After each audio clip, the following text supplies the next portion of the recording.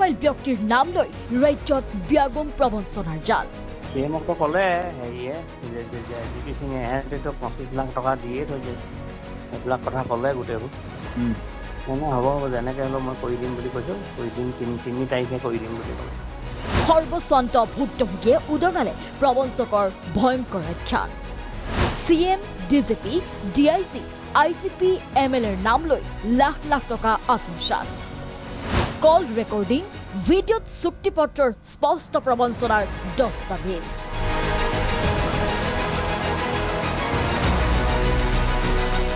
প্ৰথমে শুনক এই কল ৰেকৰ্ডিংটো। হেল্ল', 28 তাৰিখে কাগজ পাম দেই, 3টা বজাত। এইটো হৈ গ'ল কথা। এইটো কোনটোৱে ক'লে আকৌ?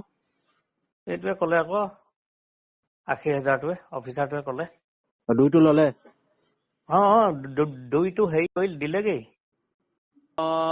3 তাৰিখৰ পিছতে যাব, এনেই মানে 28 তাৰিখে মানে চাৰ্জ দিব, 3 তাৰিখৰ পিছত যাব, 3 তাৰিখে ইহঁতৰ কামটো কৰি থৈ যাব।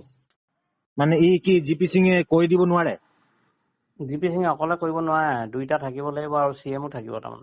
তাৰমানে বহুত প্ৰেছাৰ আছে বুলিছে CMৰ ওপৰত, যে জিপি সিঙে সিহঁতেতো 25 লাখ টকা দিয়ে থৈছে, এইবিলাক কথা ক'লে গোটেইবোৰ। এতিয়া আৰু 15,000 পইচা লাগে, সেইটোৱে কথাটো।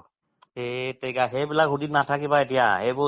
নাম ললে মুখ্যমন্ত্ৰীৰ, নাম ললে জিপি সিং, সঞ্জয় কিষাণ, জিতমল দলে প্ৰশান্ত ফুকন, অখিল গগৈৰ।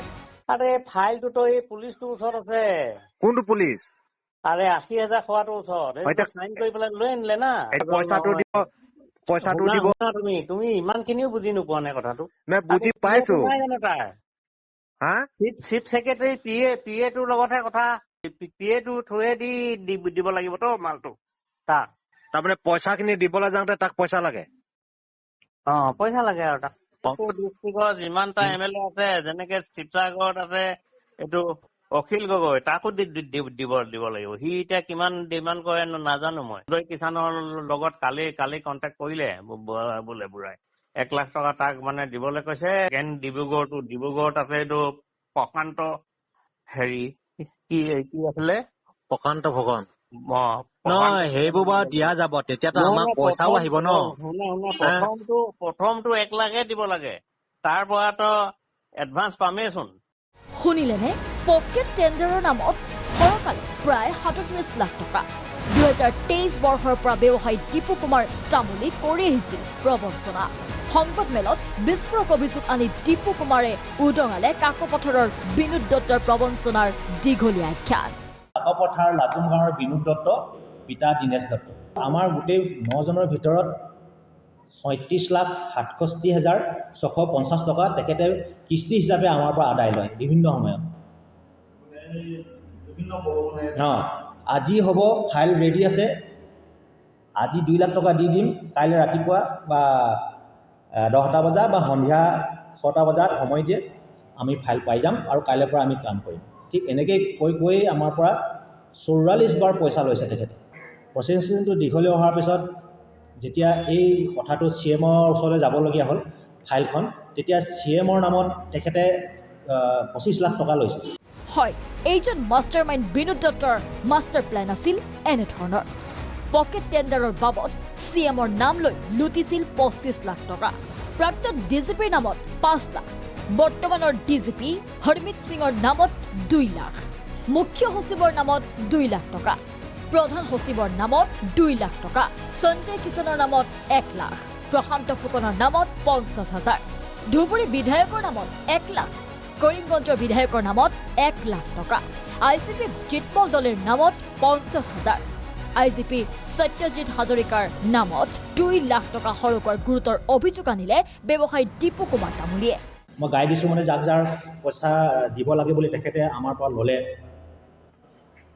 DGP GP সিং ছাৰক দিব লাগে বুলি 5 লাখ টকা লৈছে।